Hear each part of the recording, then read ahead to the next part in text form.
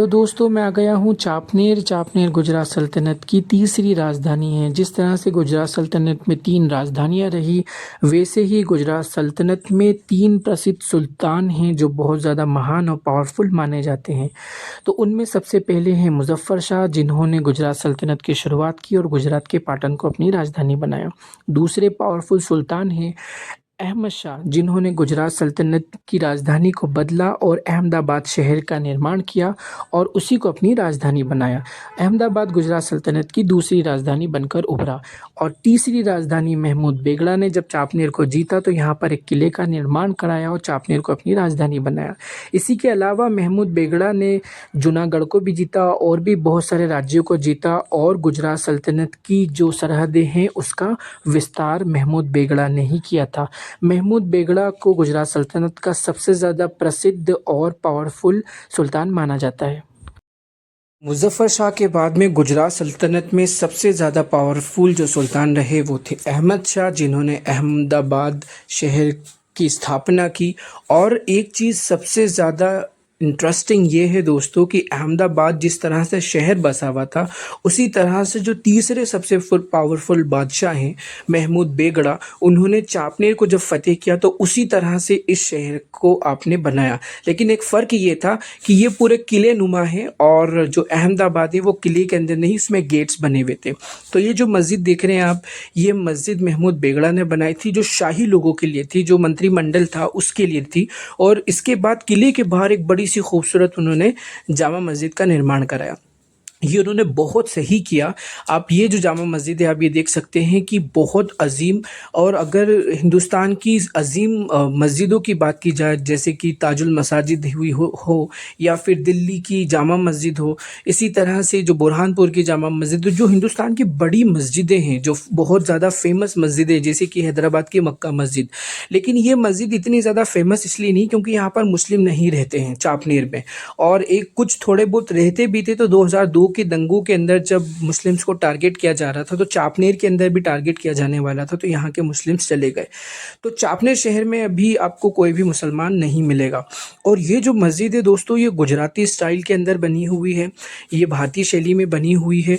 आपको दूर से ऐसा लगता है कि जैसे ये मंदिर है, लेकिन ये मस्जिद का इसी तरह से निर्माण किया गया था कि जो भारतीय शैली है उस शैली के हिसाब से इसका निर्माण किया था। एक दूसरी सबसे इंटरेस्टिंग बात ये भी है, जो गुजरात सल्तनत के सुल्तान रहे हैं मुज़फ़्फ़र शाह, वो खत्री समाज से थे। खत्री समाज वही है जिस समाज से सिख गुरु ज़्यादातर रहे हैं, जो ये पंजाबी कौम थी। और ये मुज़फ़्फ़र शाह ने इस्लाम को कबूल किया, सच्चे धर्म को अपनाया और एक परमात्मा की, एक अल्लाह की, एक खुदा की पूजा शुरू की।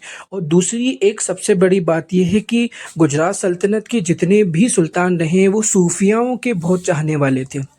और मुज़फ़्फ़र शाह के बाद में अहमदाबाद के जो संस्थापक थे अहमद सुल्तान, वो बहुत बड़े बुज़ुर्ग रहे हैं अहमदाबाद में। अहमद शाह खट्टू के बहुत करीबी और ख़ास मुरीदों में माने जाते थे। और उसके बाद में महमूद बेगड़ा आगे जाकर जो कुतुब आलम और शाह आलम के ख़ास मुरीदों में शामिल रहे। तो ये महमूद बेगड़ा के ज़रिए बनाई गई ये खूबसूरत मस्जिद है। चापनेर एक बार आप ज़रूर आएँ और आपको एहसास होगा गुजरात सल्तनत का। और जैसा कि मैं बता रहा था कि उन्होंने किले का पूरा निर्माण किया, जिस रास्ते से मैंने आपको एंट्री करवाई थी, इसके अलावा दूसरा भी रास्ता है। वैसे आर्कियोलॉजिकल ऑफ इंडिया वहाँ भी काम नहीं कर रहा, और यहाँ भी आप देख सकते हैं कि मस्जिद के ऊपर का हिस्सा जो था छज्जा वगैरह वो पूरी तरह से गिर गया है। गवर्नमेंट की तरफ से काम नहीं हो रहा है, लेकिन यह टिकट ज़रूर लगा हुआ है। आपको पीने का पानी भी नहीं मिलेगा और बैठने की जगह भी नहीं मिलेगी, लेकिन यहाँ पर आर्कियोलॉजिकल ऑफ इंडिया ने टिकट ज़रूर लगा रखा। मस्जिद बहुत खूबसूरत है और अंदर की तरफ अब जब जाएंगे तो वहाँ बहुत ज़्यादा गंदी बदबू आ रही है और वहाँ पर कोई साफ़ सफाई नहीं है। हो सकता है कि बहुत सारे नफ़रत की वजह से वहाँ कुछ यूरिन भी करते हों, क्योंकि बहुत मुझे ऐसा लगा, क्योंकि वहाँ पर यूरिनेशन की बदबू भी थी। तो गुजरात में पहले ही बहुत ज़्यादा नफ़रत फैलाई जा चुकी। मस्जिद का मुख्य द्वार है, बेइंतहा खूबसूरत है, बहुत खूबसूरत डिज़ाइन है। और गुजरात सल्तनत में आप कहीं भी जाएंगे तो यही डिज़ाइन, इसी तरह की जालियाँ, और मेरी ज़्यादातर वीडियोस में आप यही देखेंगे। दूसरी महमूद बेगड़ा और अहमद शाह सुल्तान, जितने भी गुजरात सल्तनत के सुल्तान रहे हैं, उन सभी ने यही इसी तरह के मीनारे, इसी तरह के गुंबद और इसी तरह की जो शैली है, जो आर्किटेक्ट है, जो वास्तुकला है, उसी का इस्तेमाल किया है मस्जिद को और मकबरों को और मज़ारों को बनाने के के लिए। और साथ ही यहाँ पर एक चीज़ ये है कि इतना बड़ा यहाँ पर मस्जिद के बिल्कुल पास में खूबसूरत बावली बनी हुई है, जो मस्जिद में वज़ू करने के लिए और भी जो दूसरे पानी के जो ज़रूरियात होती हैं उसके लिए यहाँ मस्जिद के बिल्कुल पास में बनाया गया है। और यहाँ से जब आप मस्जिद को देखते हैं तो ऐसा लगता है कि जैसे कोई मंदिर हो। उसकी वजह यही रही कि वो खत्री समाज से थे, फिर उन्होंने सच्चे खुदा को अपनाया और खुदा को अपनाने के बाद में ये सूफियाओं के करीब रहे। मतलब एक चीज़ ये है कि जो धार्मिक कट्टरता है, धार्मिक कट्टरता कभी सूफियों में नहीं है। सूफियों में जो सूफिया रहे हैं, जो औलिया रहे हैं, वहाँ किसी भी धर्म का हो, किसी भी जाति का हो, पंथ का हो, संप्रदाय का हो, कास्ट का हो, क्रीड का हो, वहाँ पर सूफियाओं के, औलियाओं के मज़ारों पर, उनकी बारगाहों में, खानकाहों में ये नहीं देखा जाता था कि वो किस धर्म का है। वहाँ सिर्फ़ उसको रब से मिलाया जाता था और वो रब से कनेक्ट हो जाता था। ये जो दूसरा मैं बता रहा था, जो आपको दूसरा जामा मस्जिद से दूसरा रास्ता है किले में जाने का, जो एक मस्जिद इससे पहले मैंने बताई थी, और उस मस्जिद जो है वो मंत्रिमंडल के लिए और राजशाही परिवारों के लिए इस्तेमाल होती है। तो ये दूसरा दरवाज़ा है और यहाँ पर दोस्तों कभी आप आएँगे तो आपको लगेगा कि यहाँ बहुत ही ज़्यादा गंदी, ये मस्जिद देख सकते हैं, जामा मस्जिद यहाँ से आपको दिखाई दे रही है। दूसरा जो आस-पास पे जो कावड़ यात्रा वाले होते हैं और इस तरह जो रोड ब्लॉक्स करते हैं और नफ़रतवादी नारे लगाते हैं, वो इसी तरह की चीज़ों वाले लोग ही यहाँ पर जो कुछ रहने की जगह है उसका इस्तेमाल करें। मैंने उन लोगों का वीडियो नहीं बनाया, लेकिन मैं ऊपर ये कुछ आप देख सकते हैं, ये वही लोग हैं जो इसका गलत इस्तेमाल कर रहे हैं। एक चीज़ ये है कि गुजरात सल्तनत के अंदर कोशिश ये की गई कि जो ब्राह्मणवाद है, जो नफ़रतवाद है, उसको पूरी तरह से ख़ात्मा करने की कोशिश की। फिर उसके बाद में मैं यहाँ से बढ़ा तो यहाँ एक तालाब का भी निर्माण कराया गया था और एक ये सराय है। तो मस्जिद से थोड़ी ही दूर है, वॉकिंग डिस्टेंस पर है और यहाँ से मस्जिद से आपको, जामा मस्जिद से आपको वहाँ की बस मिल सकती है। फिर दोबारा मैं वापस किले की तरफ आया और किले के बाद में जो मस्जिद था उसका मैंने फिर वीडियो बनाया। अब इसमें एक इंटरेस्टिंग बात ये है दोस्तों कि जिस तरह से मुज़फ़्फ़र शाह ने सबसे पहले गुजरात पाटन के अंदर जो राजधानी बनाई थी, वहाँ का मैंने एक वीडियो बनाया, आप मेरे वीडियोस भी देख सकते हैं। और वहाँ का जो किला है उसके अंदर भी अभी एक मंदिर बना दिया गया और एक पुरानी दाई हरीर की, सॉरी, एक रानी की वाव है, उस पर बहुत अच्छा काम हुआ है, लेकिन जो किला है उस पर किसी भी तरह का वहाँ पर काम नहीं किया गया है। तो मैं एक चीज़ ये बता रहा था कि उसके बाद अहमदाबाद की स्थापना हुई और उन्होंने जो ये किला इस तरह से बना रखा है, बाउंड्री वॉल बना रखा है, लेकिन जो अहमदाबाद में बिल्कुल इसी तरह से है कि एक पहले एक मंत्रिमंडल की मस्जिद है, उसके बाद में फिर किला है और किले के बाद में फिर जामा मस्जिद, लेकिन बाउंड्री ना बनाने की वजह से वहाँ पर पूरी तरह से अतिक्रमण है। इस वीडियो में मैंने आगे बताया भी है कि किस तरह से जो मस्जिद है, जो मंत्रिमंडल की मस्जिद है, जिस तरह से ये मस्जिद है वैसी ही अहमदाबाद में भी मस्जिद है चापनेर की तरह, और एक जामा मस्जिद है और फिर किला है, लेकिन किले की जो बाउंड्री है वो बिल्कुल सीमित है और आसपास पूरी तरह से अतिक्रमण हो गया और किला भी नहीं दिखता है, जामा मस्जिद भी नहीं दिखती है और वहाँ 3 दरवाजे का भी उन्होंने निर्माण करवाया था। ऐसा ही 3 दरवाजे का जो निर्माण है वो आपको मेरा जो दूसरा वीडियो है पाटन का, उसमें भी आप देख सकते हैं। तो ये मंत्रिमंडल वाली मस्जिद है। इसी के साथ में कि सबसे पहले तो ये रहा था कि जो मस्जिद, जो राजधानी है गुजरात सल्तनत की, पाटन थी, अहमदाबाद थी, फिर महमूद बेगड़ा ने चापनेर बनाया। तो चापनेर के बाद में फिर महमूद बेगड़ा ने उसको वापस अहमदाबाद शिफ्ट कर दिया और अहमदाबाद में ही मैंने एक वीडियो बनाया अहमद शाह खट्टू का। तो उनका जो मज़ार है, जो मकबरा है महमूद बेगड़ा का, वो अहमद शाह खट्टू रहमतुल्लाह अलैह की दरगाह के बिल्कुल सामने है। मैंने वो वीडियो में उनकी भी वहाँ पर इंफॉर्मेशन दी है, अगर आप चाहें तो बिल्कुल देख सकते हैं। लेकिन here I just request you friends, most of the people are watching video, just I need your subscription, your likes and your sharing. So please share the video, like the video and subscribe the channel. So it will support me a lot because I'm traveling all over India. So it will be a great help for me and inspiration and motivation from your side. तो उसको share और like और subscribe ज़रूर करें। अब इसी के साथ में जो मैं आपको बता रहा था कि चापनेर के अलावा उन्होंने जूनागढ़ को भी फतह किया था और जूनागढ़ के अंदर ऊपरकोट किला है और ऊपरकोट किले में ये महमूद बेगड़ा ने मस्जिद का निर्माण कराया था। यहाँ के गार्ड्स इसे बोलते हैं रानी महल। हकीकत में ये मस्जिद है, मतलब नाम भी चेंज किए जा रहे हैं, तो ये रानी महल इसे कह रहे हैं। वैसे यहाँ पर काम काफ़ी किया गया है, लेकिन यहाँ 220 रुपये टिकट है, प्राइवेट कंपनी को ठेका दे दिया गया है। तो ये इस तरह से अगर आप अंदर की तरफ आएंगे तो आप गार्ड से पूछेंगे ये क्या है, तो वो कहेंगे रानी महल। तो मैंने उनसे कहा कि अंदर तो मस्जिद जैसा लग रहा है, तो उन्होंने बताया कि हमें ऐसा ही बताया गया कि आप यही कहेंगे। मुज़फ़्फ़र शाह और अहमद शाह के बाद में जो सबसे ज़्यादा पावरफुल और महान बादशाह माने जाते हैं वो महमूद बेगड़ा, जैसे कि मैं आपको बता रहा हूँ ऊपरकोट किला जूनागढ़ को भी उन्होंने फ़तह किया। उनके वक्त में गुजरात सल्तनत की सरहदें बढ़ती चली गईं। और जैसे कि चापनेर का बताया तो चापनेर तो उन्होंने राजधानी बना दी थी और लगभग 100-150 किलोमीटर दूर है वो बड़ौदा से, तो आप बड़ी आसानी से वहाँ डेमो से भी पहुँच सकते हैं। कोशिश करें, आप जाएंगे तो you will like a lot. और इसी के अलावा जूनागढ़ में जब आप आएंगे तो जूनागढ़ में सिर्फ महमूद बेगड़ा के बाद में फिर वहाँ पर बाबी नवाबों का भी राजवंश आया था।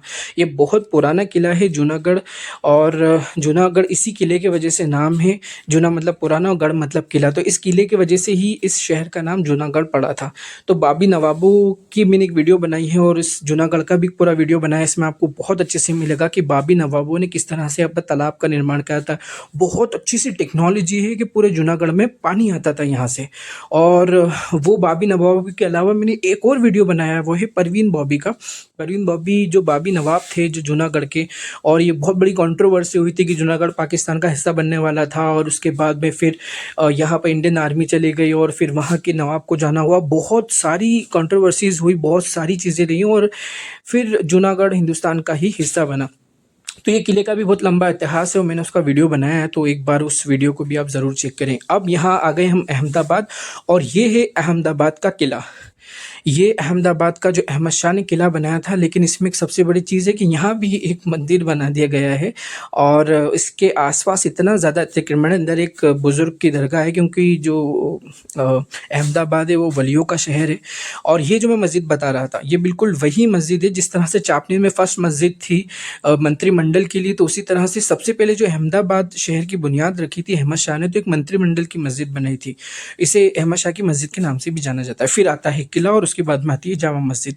तो महमूद बेगड़ा ने भी चापनेर में बिल्कुल इसी तरीके से शहर बनाया था, लेकिन उसके बाद में फिर उन्होंने जो सल्तनत जो राजधानी थी वापस गुजरात की तरफ शिफ्ट कर दी थी। लेकिन ये जो शाही मस्जिद है गुजरात के अहमदाबाद की, जो मंत्रिमंडल की, इस मस्जिद में सबसे एक यूनिक बात ये दोस्तों कि जितने भी खंबे हैं, मतलब गुजरात में शैली सेम है, लेकिन ये जो जितने भी खंबे, हर खंबा अलग है, हर खंबे का डिज़ाइन अलग है।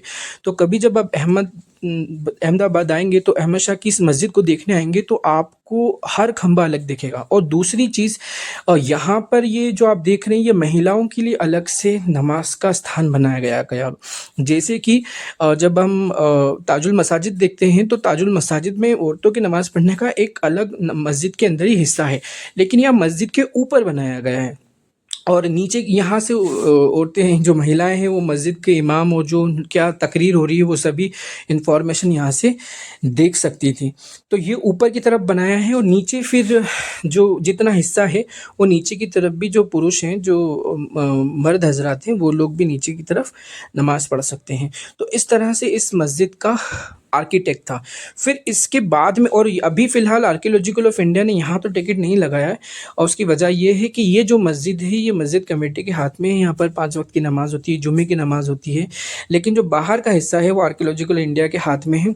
और ये जो आप देख रहे हैं, ये जो हरियाली है, ये जो डेकोरेशन है, ये यहाँ की जो मस्जिद कमेटी है, उन्हीं लोगों ने इसका इंतज़ाम किया है। एक सबसे बड़ी दुख की बात यह है कि जब अहमदाबाद या किसी भी जगह पर मैं जिस शहर में विज़िट करता हूँ तो पुराने बहुत सारे वहाँ किले मकबरे मिलते हैं, और उसके बाद किले और मकबरों के पास में बहुत सारा अतिक्रमण होता है। और अतिक्रमण होने की वजह ये रहती है कि गवर्नमेंट उस जगह पर किसी तरह का जो विकास का कार्य होता है, जो डेवलपमेंट होता है, वो लोग बिल्कुल भी नहीं करते हैं।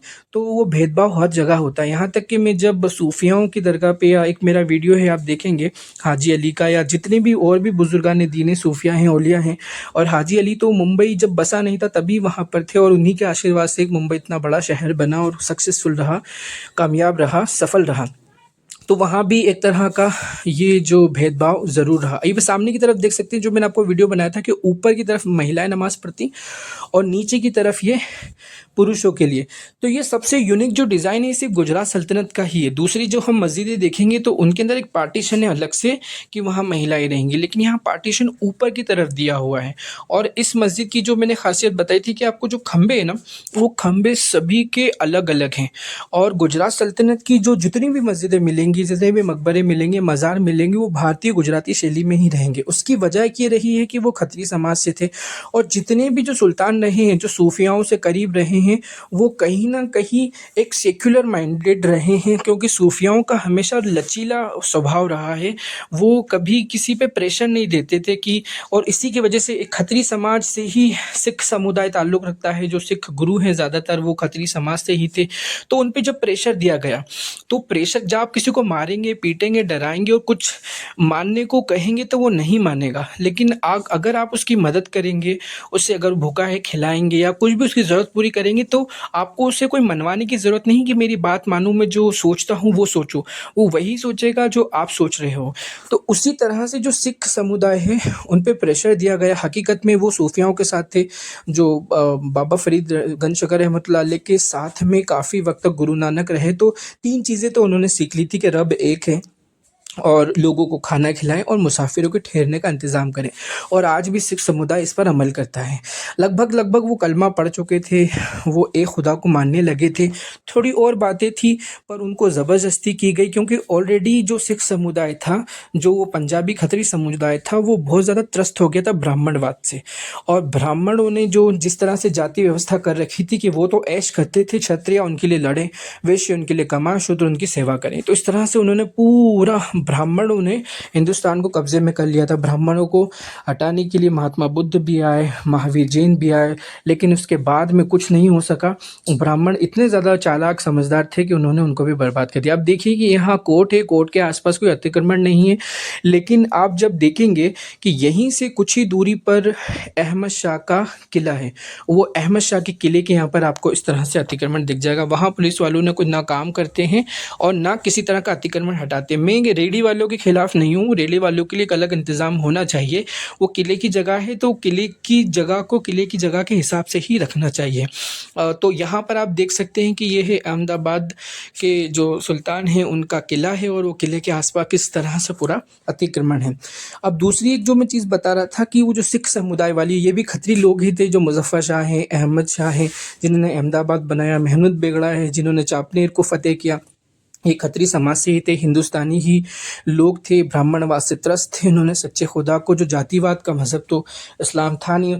और एक सूफियाओं का हमेशा आपको कई बार लगता होगा कि मैं हिंदी शब्दों का प्रयोग करता हूँ। हिंदी हकीकत में मुस्लिम्स जो रहे हैं उन्होंने ही डेवलप किया है और फिर आगे जाके अंग्रेज़ों ब्राह्मणों ने हिंदी का एक नया नाम दे दिया उर्दू, और हिंदी एक ऐसा शब्द बना दिया जो संस्कृत और देवनागरी लोग या जो ब्राह्मण लोग बोलेंगे वही हिंदी है। ऐसा नहीं है, सभी भाषाएं परमेश्वर की हैं, अल्लाह की हैं। और सूफियों का ये तरीका रहा है कि जिस जगह गए उस भाषा में उन्होंने बात की, उस तरीके से उस संस्कृति में बात की रब से मिलाने के लिए। और यही उन्होंने जो खत्री समाज के लिए किया, जो पंजाब का था, और आगे जाके वो सिख बन गया। क्यों? क्योंकि उन पे बहुत ज़्यादा प्रेशर दिया गया। कहते हैं ना कि मार मार के मुसलमान बनाना, तो वो कहीं ना कहीं वहीं से लागू हुआ था। उन पे इतना प्रेशर दिया गया जो नहीं दिया जाना चाहिए था, और आगे जाके फिर वो एक सिख एम्पायर बना, जिसकी वजह से काफ़ी ज़्यादा जो सल्तनत थी ये खुदा को मानने वाली, और उनको नुकसान हुआ। और उसके बाद ब्रिटिशर्स आए, तो कहीं ना कहीं ये जो कट्टरतावाद था उन पर ज़बरदस्ती थोपने का कि तुम हमारे हिसाब से जियो, जो सूफियाओं से उन्होंने सीखा था, आगे जाकर वो खुद ब खुद ही, जैसे कि खत्री समाज के जो ये सुल्तान रहे हैं अहमदाबाद के या गुजरात सल्तनत के, उन लोगों को किसी ने बोला नहीं। वो रब के जो सूफियाओं की सोहबत में आए, उनके साथ बैठे, वो देखा, समझा, जाना, और उसके बाद में उन्होंने खुद ही कलमा पढ़ा, उन्होंने सच्चे खुदा को खुद ही अपना लिया, उन्होंने सच्चे धर्म को खुद ही अपना लिया। लेकिन ब्राह्मण हमेशा से चालाक रहे हैं। ब्राह्मणों ने, जो महात्मा बुद्ध थे, उन्होंने ब्राह्मणिज्म के खिलाफ गए, वेदों के खिलाफ गए, क्योंकि वो अपनी जो सत्ता हिंदुस्तान पे स्थापित कर चुके थे और सभी लोग उनके हिसाब से काम कर रहे थे, तो उन्होंने उनका इनकार किया। और पर उन्होंने, ब्राह्मणों ने ही महात्मा बुद्ध को विष्णु का अवतार बना दिया, जो उनके ब्राह्मणों के बहुत सारे खुदाओं में से एक खुदा हैं। इसी तरह से जब मुस्लिम्स हिंदुस्तान में आए तो उन्होंने हिंदुस्तानियों को हिंदू कहा, तो उन्होंने उस जो ब्राह्मण धर्म है, जो वैदिक धर्म है, उसी को उन्होंने फिर हिंदू धर्म कहना शुरू कर दिया, खुद को हिंदू कहना शुरू कर दिया। तो अब सबसे बड़ी प्रॉब्लम ये हुई, तो जो क्षत्रिय थे जिनको बेवकूफ़ बनाया गया, जो वैश्य थे, जो शूद्र थे, वो भी खुद को हिंदू बोलने लगे, मतलब वो जातिवाद में खुद ही फंस गए। तो कहीं ना कहीं मुस्लिम्स ही उन्हें फंसाने वाले थे। अगर वो हिंदू लफ्ज़ ही नहीं देते तो आज कोई भी हिंदुस्तान के अंदर सभी अपने आप को भारतीय कहते या फिर हिंदुस्तानी कहते। अब ये है कि वो हिंदू धर्म उन्होंने जो वर्ड ले लिया, उसकी वजह से उनके देवी देवता भी उनके खुदा बन गए, उनकी जो उनके विश्वास हैं जातिवाद के, वो भी बन गए। और साथ ही ये जो आप देख रहे हैं कि किले से जब हम आगे बढ़ते हैं तो ये 3 दरवाज़ा था, और जो 3 दरवाज़ा है ये इससे थोड़ी ही दूर चल के जामा मस्जिद आती है, लेकिन यहाँ पर पूरी तरह से अतिक्रमण है।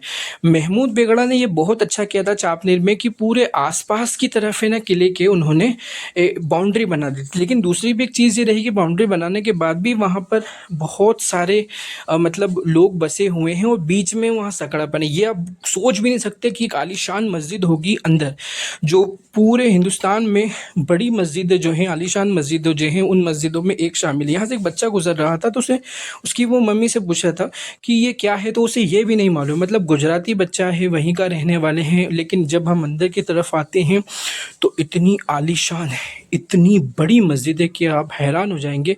और अंदर की तरफ जो आप जाके देखेंगे मस्जिद के, तो ये लगभग 10 गुना बड़ी मस्जिद है जो मैंने आपको मंत्रिमंडल की मस्जिद दिखाई थी उससे।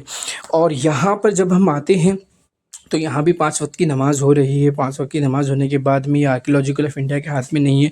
अब आर्कियोलॉजिकल ऑफ इंडिया के हाथ में नहीं है तो वो धरोहर पे काम नहीं करेंगे, वो देश की जो धरोहर उस पे काम नहीं करेंगे। मस्जिद के दोनों तरफ अतिक्रमण है, ये मस्जिद दिखती ही नहीं है। और एक चीज़ ये भी है कि जो यहाँ पर बहुत सारे जो गुंबद हैं वो गिर रहे हैं, बहुत सारी जो दीवारें हैं वो गिर रही हैं।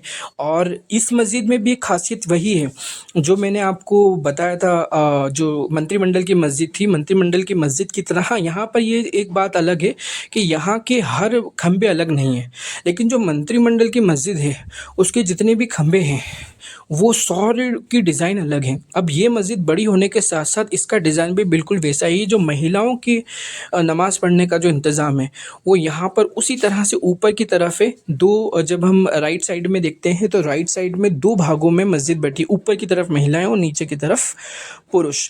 यहाँ पर मैंने जिस तरह से मस्जिद के ऊपर वाले हिस्से में मैं मंत्रिमंडल की मस्जिद जो थी, अहमद शाह की मस्जिद, उसमें जो छोटी मस्जिद थी उसमें जब मैं गया था तो ऊपर का वीडियो बनाया था। और यहाँ भी मैंने कोशिश की, यहाँ मैंने अंदर जाने की कोशिश की, पर उस तरफ लॉक लगा हुआ था तो मैं वहाँ पर नहीं जा पाया।